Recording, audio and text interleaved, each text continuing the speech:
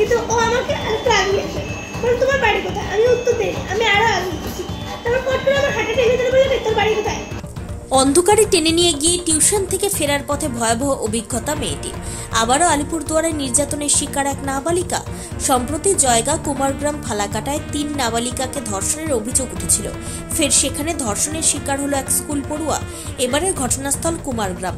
জানা গিয়েছে একাদশ শ্রেণীর এক ছাত্রী পড়তে যাচ্ছিল। অভিযোগ, বাড়ি থেকে কিছুটা দূরে নির্জন জায়গায় এক দুষ্কৃতী তাকে ধর্ষণ করে।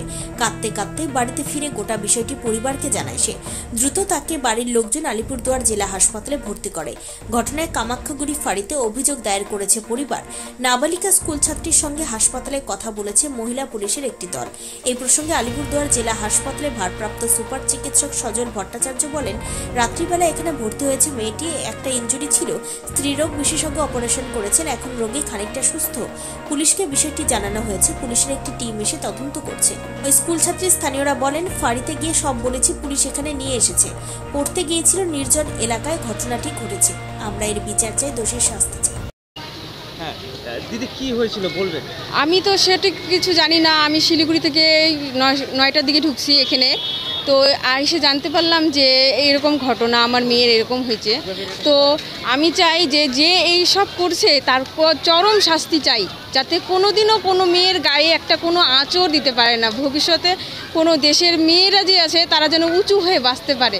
এদের আমি শাস্তি চাই, আর কিছু না, কঠিন শাস্তি চাই। আপনারা পুলিশে অভিযোগ করেছেন? হ্যাঁ করেছি, তারা তদন্ত করছে। তো এটার জন্য আমরা চাই শাস্তি, সেই ছেলেকে যেন অনেক শাস্তি দেওয়া হয়। আপনার মেয়ে কোথায় থাকে? কামাখ্যাগুড়িতে থাকে। মানে দিদার বাড়ি? হ্যাঁ দিদার বাড়িতে থাকে। মানে ছোট থেকে? হ্যাঁ ছোট থেকেই থাকে। কোন ক্লাসে পড়ে আপনার? ও ক্লাস 11-এ পড়ে। এমনি কি জানতে পেরেছেন এই একটা বাজে ঘটনা কে করেছে? না না, জানতে পারিনি। বেরোনোর সময় আমি হাফ রাস্তা যাই। হাফ রাস্তা যাওয়ার সময় যখন আমি স্যারকে আবার ফোন করেছি, স্যার আমি আসছি, একবার তো ফোন করে বলতে হবে যে তোমার লেট হচ্ছে, আমি সাইকেল নিয়ে সময় যাই, 20 মিনিটে পৌঁছায়।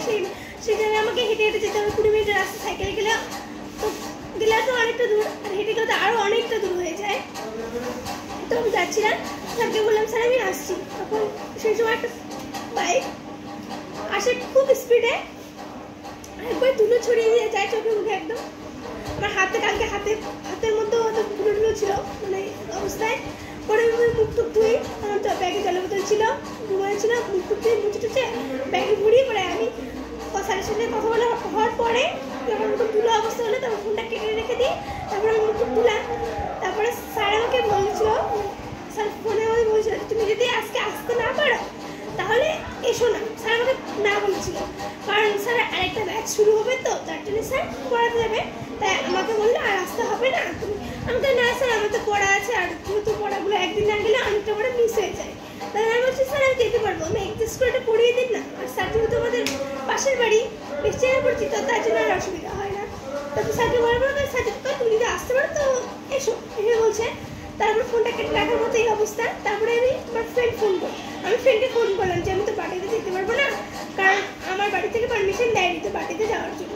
তো ফ্রেন্ড বলে কেন দেয়নি, আমি তো বাড়িতেই বার্থডে করবো, পারলে তুমি তো বাবাকে দিদাকে ফোন করবে বা মামাকে ফোন করে এসে নিয়ে যাবে, আমাকে বলে।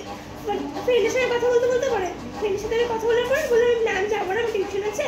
তো ফোনটা কেটে দিলাম। কেটে দেওয়ার পরে আমি যখন যাচ্ছিলাম দেখি ছেলেটা আবার আমার সামনে চলে যায় ওই যে বাগানটায় যেখানে স্পটটা কালকে দেখেছি অফিসারকে, তো ওইখানে দাঁড়ালো বাইকটা। আমি কোথায় বাইকটা দাঁড় করানো ছিল সেটাও দেখিয়েছি। তো বাইকটা দাঁড় করে ফোনে কথা বলছিল। আর আমি তো কিছু নর্মাল লোক, একদম মেন রাস্তা, ওখানে অনেক লোকই যায়, অচেনা পরিচিত অচেনা অনেক প্রচুর লোক যায়। আমি তো একটা মেয়ে, আমি তো সব লোককে চিনে না, কোনো এমন কোনো কথা নেই, কারো আত্মীয় হতে পারে, যেহেতু বাইক থেকে জামা কাপড় ছিল। তো আমি যখন ওর সামনে মানে চিন্তরি অনেকটা ডিস্টেন্সে আমি কিন্তু ওকে, ও এইখানে ও ওইখানে, আমি রাস্তাটা কতটা ফাঁক দাঁড়াতে কতটা, কিন্তু ও আমাকে আরেকটু আগিয়ে আসে, বলে তোমার বাড়ি কোথায়? আমি উত্তর দিই, আমি আরো আগে গেছি। তারপর পট করে আমার হাঁটা টেনে ধরে বলে তোর বাড়ি কোথায় এইভাবে বলে। আর কতটা টান ছিল, মানে আমরা যেমন বলি না তোর বাড়ি কোথায়, এইভাবে আমাদের থেকে তো কতটা খুশি হয়, কিন্তু ওর কথার মধ্যে না তোর বাড়ি কোথায় যেটা মানে না টান ছিল, টেনে কথাটা বলেছিল, ঠিক আছে।